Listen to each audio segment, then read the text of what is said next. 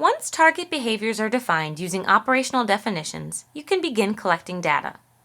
Before attempting any intervention, you need to measure a baseline for the behavior.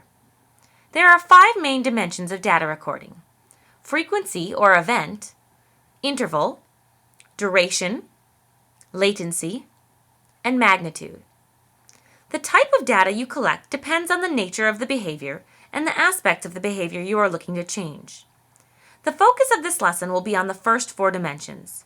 The 5th dimension, magnitude, can be measured with qualitative descriptors or by using rubrics. Use this flowchart as a guide to decide which type of data to collect.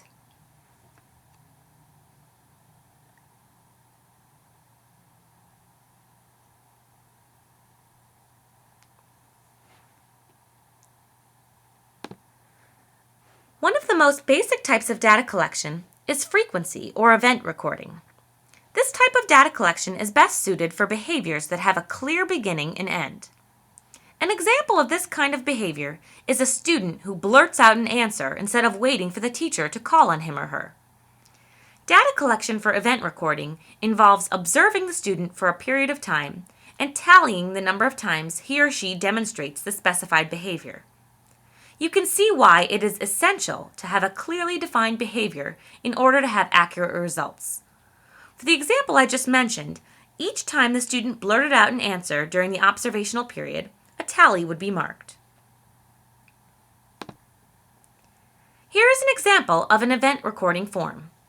At the end of the observational period, the observer can also calculate a rate of occurrence by dividing the total number of occurrences by the length of the observation.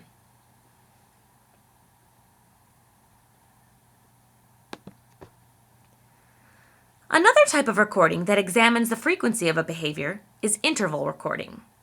Interval recording is most appropriate when you want to measure frequency for behaviors that do not have a clear beginning or end. Interval recording is a way to document whether or not a behavior occurred during a brief period of time referred to as an interval. An interval length is set by the observer and can change depending on the behavior. It often varies in length from around 10 seconds to a few minutes. When conducting an interval recording, a timer is set to signal the observer at the end of each interval. If the behavior occurred during the interval that just passed, the observer marks a plus or a check for that interval box. If it did not, the observer marks a minus or a 0.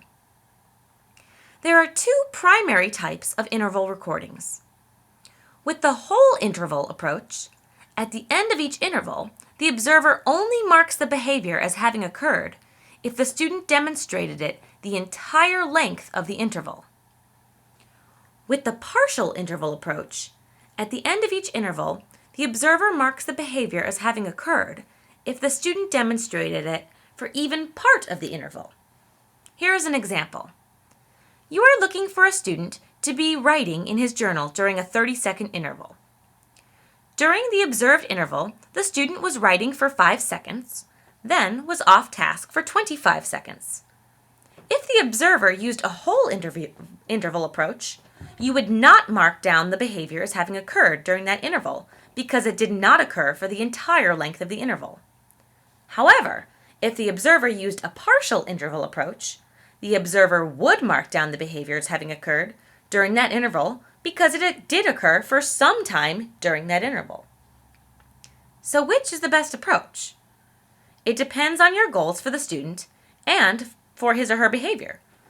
For a task like writing, one needs to stop and think before putting a pencil to paper sometimes, so it might be unreasonable to require constant writing. There really is no right or wrong answer here, but you do need to make a decision and have a rationale for your decision. Here is an example of an interval recording form. This particular form did not state whether whole or partial interval recording was used. If you choose to use interval recording for data collection, you should indicate which method was used.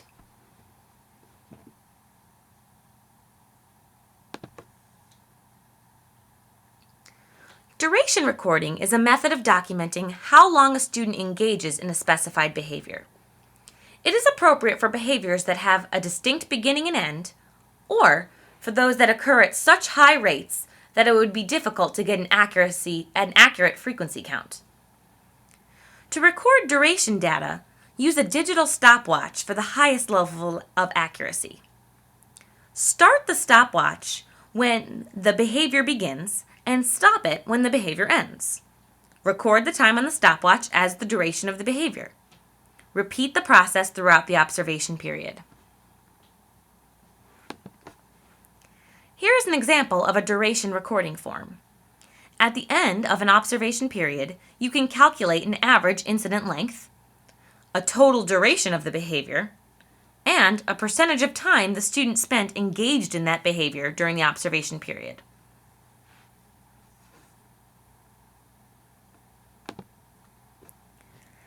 Latency recording is a method of documenting the time between when a direction or prompt is given and when the student complies. Just like with duration recording, a digital stopwatch should be used to increase accuracy during data collection. The observer should start the stopwatch at the end of the prompt or directive and stop the stopwatch when the student begins to comply. The time recorded will be the number of seconds or minutes elapsed between the end of the direction and the onset of the compliance.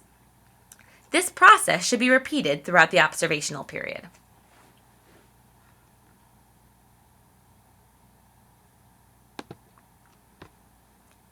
Here is an example of a latency recording form. You can make similar calculations with this data as with the duration recordings at the end of the observational period. Data collected using any of these techniques should also be presented visually using graphs. Typically, a line graph makes the most sense because it represents change over time. Occasionally, other types of graphs are also appropriate. For example, if you made calculations like a percentage of time on task versus a percentage of time off task for a period of the day, a pie chart would also be an appropriate visualization for that data.